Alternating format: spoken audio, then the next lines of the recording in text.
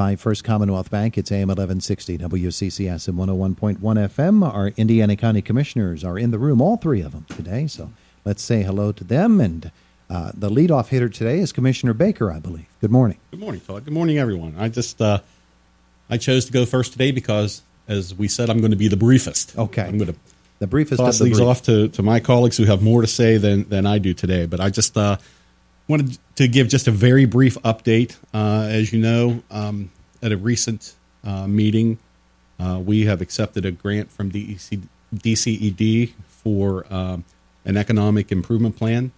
And we received notification yesterday that DCED has allowed us to go ahead and issue 2 requests for proposals, one to do a 5-year strategic financial management review and another to do an economic and workforce development plan. So we're anxious to do that. We're working with the planning office. DCED provided a $200,000 grant for that, and we matched that with $30,000, I believe, from our Act 13 funds, and I believe the CEO is also going to be putting $20,000 into that. So that was a good deal for us, and we're really looking forward to that. The results of that financial management review, and the only other thing that I want to say, and then I'm going to turn it over to Shireen here. I think you're going to talk about some sustainable things. I just want to remind people that tomorrow at 1 o'clock at the Hilltop Baptist Church, we will be having the Peace Officers Memorial Service that we have every year. Sheriff Fialk has, of course, been instrumental in putting that together, and we very much appreciate that. So if you have an opportunity, it's Hilltop Baptist Church tomorrow at 1 p.m., Peace Officers Memorial. Very good. Very good. Shireen, good morning to you. Well, good morning. What do you got for us this morning? Well, part of to follow up on Commissioner Baker's remarks about the economic development in Indiana County, we have a new sustainable economy task force, which the commissioners approved at their meeting. And this was a proposal brought to us from a consortium of concerned citizens and groups who've been working on these ideas. And what it's all about is adding another tool to the toolbox of economic development, and it looks at the renewable energy future and sustainable agriculture. And this is not to supplant anything that's going on, but to supplement all the great efforts that really are happening now with a look at solar power and wind power and battery rechargings and the new ways of doing agriculture that build on all the great things that are happening here. You know, looking at green chemistry and reclaiming old abandoned mine lands and ecotourism and things like that. And it's really all about jobs. It's about jobs, but with a twist on developing those jobs and that business climate with an eye to the future. Okay. So I'm excited about that. We've given our approval, but this is really going to be driven by a grassroots-based consortium of groups working with our economic development folks, the business community, our tourist bureau, the universities heavily involved. Mm-hmm. So in our career and technical kinds of folks, this is also about workforce development. Is there a timetable for when reports are due? I think they're going to work on that. There's a meeting tomorrow. Mm-hmm. The core group's going to be meeting tomorrow, and they're going to lay out that timeline. Okay. But yeah, that's needed to be done and identify who they have a good idea of who should be on it, but I'm going to explore other, maybe the things that has sort of emerged since all this has taken place. So very excited about that. Put all those aspects together. Good morning, Commissioner Rod Redding. Good morning, Todd. How are you this morning? Wonderful. Now, I'm excited what Shireen has gone over regarding the sustainability plan task force. As she said, and I want to emphasize, this is to reinforce the economic climate of Indiana County that has been sustained through the years. I'm a meat and potatoes kind of guy, and natural gas and coal still remain on our platform. We support that. That's been the lifeblood of Indiana County. But we understand, too, that we have to move in a direction that takes in other considerations for economic development. So we're excited to make this happen. Second item, as I saw Jack Benedict this morning, I failed to call and tell him congratulations to his election into the Pennsylvania Broadcasters Hall of Fame. Yeah. And I want to say that on behalf of the citizens of Indiana County, because we all know of his engagement here in the county. And we know you'll be there someday too, Todd. We just, thanks. wanted to say that out loud. Thanks, Mike. I decline the honor.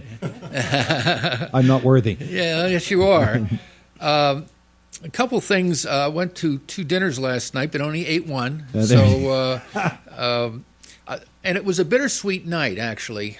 We were excited because the League of Women Voters actually recognized Indiana County Parks and Trails as their environmental award winner for this past year. And Ed Patterson, the director of Parks and Trails, was there to receive the award. As you know, we're celebrating this year our 50th anniversary of Parks and Trails in Indiana County. And actually, Ed Patterson said he's been here for 40 of them. So that was quite impressive. And so that was a sweet moment last night. And then I went over to the 4-H dinner for the recognition of the students and those who have stayed as part of the 4-H program over the years. Quite impressive, actually. But we learned, unfortunately, that Carol Skirman is going to retire at the end of June. And Carol has been just a lively, engaged director for the 4-H program. And I made comment last night that as a former educator, I don't know that you can compete with what the educational value has been to 4-H in our community and how it brings students into the realm of what we think is our agricultural base for Indiana County. Yeah. And so that was a sort of a bitter moment, but at the same time, we wish Carol and her husband Gene all the well in the future and do what they have to do to get on with their next journey in life. The last item I just wanted to mention, the counties across Pennsylvania, and Indiana County is no exception, we're being squeezed a bit financially, squeezed by the national government's budget and squeezed right now temporarily or tentatively by the state budget. And we're working with both the legislative team and congressional team to resurrect on the national side community development block grant dollars, which has been the lifeblood of many of our townships in the county. And right now that's been zeroed out. And so we have to find a way to get that money back into the budget. And the other item has to do with House Bill 218, which are the proposed funding cuts in Pennsylvania for the budget. Now, we have a lot of faith in our local legislative team, and particularly the position that the House has taken under the leadership of Dave Reed. So I'm sure this will get sorted out. But the frightening part right now is this, that there are some line item numbers that would be zeroed out in their budget that would affect us in Indiana County. In fact, we went through and identified the total amount of money that would be removed from that particular source, and it comes to about $585,000, which is a lot of money. Mm-hmm. And so we're hopeful that they'll go back, and I'm sure the Senate will relook at some of these proposed funding cuts and make sure that they deal with them appropriately. For a good example, and I'm not going to go through each one, but the adult probation services are going to be cut by $226,000. And that has become a significant piece of our response for those in need in Indiana County. And we want to make sure that we have the monies in place to take care of those who need that kind of engagement. Yeah. But I'll stop right there. There's a lot on our plate. Again, today is election day. Everyone needs to get out and vote. It's a beautiful day to do so. So thank you. There you go. He's County Commissioner Rod Ruddick, Commissioner Mike Baker as well, and Commissioner Shireen Hess. We've got about 2 minutes left here. If anybody has anything else they want to make sure that folks know about, Commissioner Baker. Well, I'll just take just a moment because I just want to reinforce some of the things that Rod just said about these budget cuts and so on. You know, across the spectrum, there's about almost $65 million being cut from criminal justice and human services and administrative programs that I think it's important that people understand that we need to rally our legislators to make sure that we still get that funding, because otherwise we still have to provide those services, and it will be balanced on the back of county taxpayers otherwise. So, I mean, the county only has one other way to raise revenue, and that's property tax, and that's the last thing any of us want to do.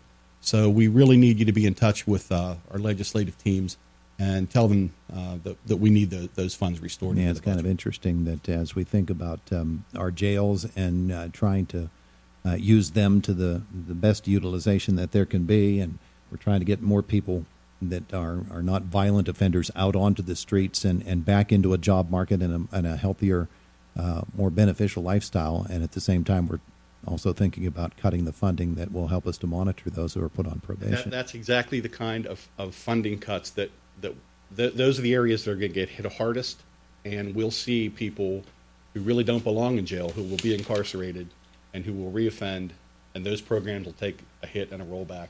All the work that's being done across the Commonwealth will be hurt because of that. All right. Well, we thank you all for coming across to visit with us today, our Indiana County Commissioners. It is Indiana in the Morning, presented by First Commonwealth Bank, and it's AM 1160 WCCS and 101.1 FM.